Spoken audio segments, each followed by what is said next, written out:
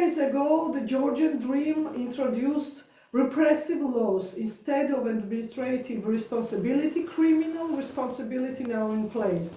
Protest is restricted in closed spaces and insulting officials is punishable.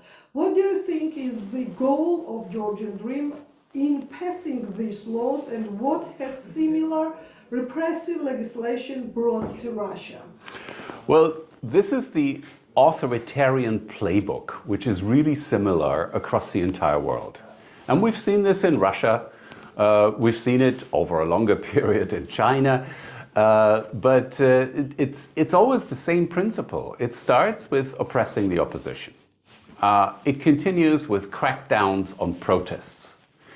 It continues then with crackdowns on civil society, making life hard for non-governmental organizations. And with limiting free media, and this is the latest example that we have here, is actually making it very, very difficult, if not impossible, to have a free debate about what's going on in the country. And at the same time, we have this narrative by the authorities that, in fact, NATO and the EU are evil things and that the country should steer away from those organizations, which means steering away from the West and being a free society. So it all fits into one big principal strategy to turn a democracy into a dictatorship. You just mentioned free media. In this case, we see that journalists are the main target of the current also Georgian government. My colleague Mzia Maglobeli on hunger strike already 25 days, and she was transferred to jail hospital yesterday. So what is that journalists are hindering for the regime, and what does such pressure on the media indicate for you? Look, journalists are crucial to free debate, to the free exchange of different opinions in any country. Autocrats and would-be dictators hate such free speech. They don't want several opinions to be held by different groups of citizens. They want one opinion. They want approval of the citizens. And that is why journalists are their number one enemy. And this is exactly what is happening in Georgia, as it happened in many other countries in the world. In Russia also? And yes, in Russia too. Okay, now let's talk about the political aspect of the situation. What processes are we observing in Georgia right now, and do you see any similarities with the events that unfolded in Russia just few years ago? Not now, but few years ago. Yes, I think what we've seen in Russia to an extent already since the year 1999, when Putin came to power, is what is happening in Georgia now. And especially when I look at the similarities between the two countries, I would look at what happened in 2011, 2012 in Russia, when elections were visibly falsified by the authorities, and the people took to the streets in not just in Moscow and Petersburg, but also in other cities of Russia. And these protests were violently oppressed, and that set in motion a whole chain of events which ended up with the aggression towards neighboring countries and the complete oppression of any dissent inside Russia today. So we have this 12, 13-year trajectory from the oppression of the protests in 2011 and 12 to the basically totalitarian situation in Russia today.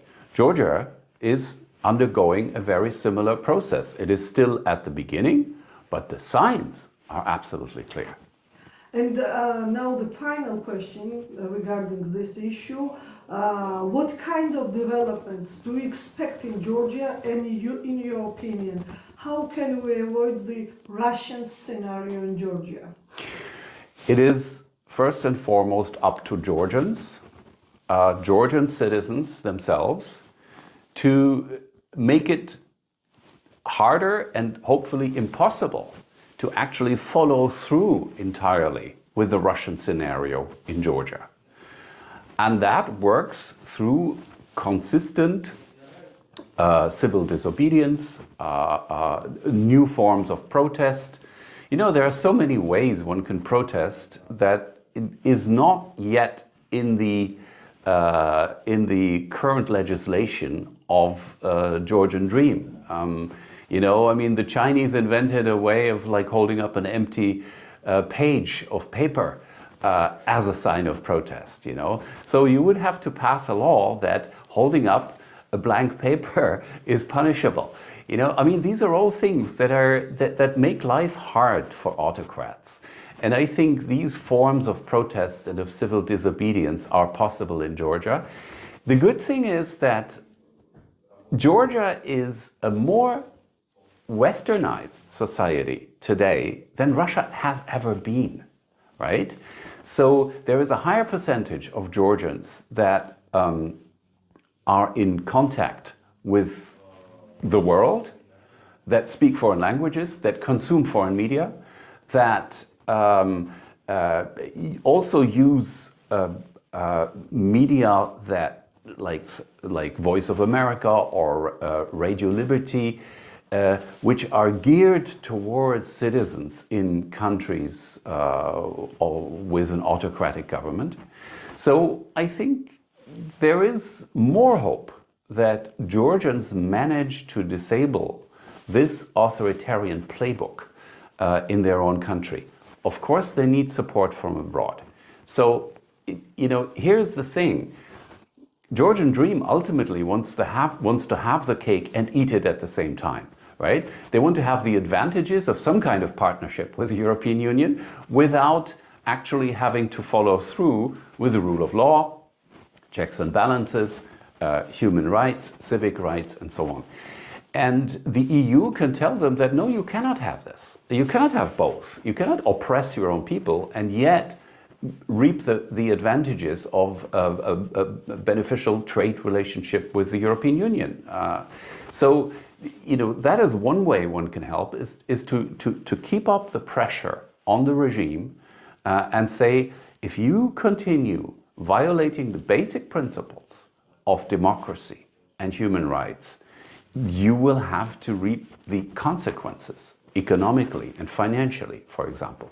So I was mentioning the role of media from outside Georgia to actually inform Georgian citizens and keep up the spirit of free debate among Georgians.